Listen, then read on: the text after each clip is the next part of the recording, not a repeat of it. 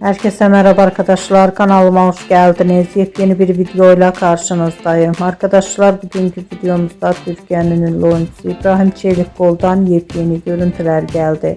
Ben de bu görüntüleri sizler için YouTube kanalımda video halinde sunuyorum. Umarım beğenirsiniz. Arkadaşlar, videomu beğendiyseniz kanalımı izlemeyi ve bildirim butonuna basmayı unutmayın.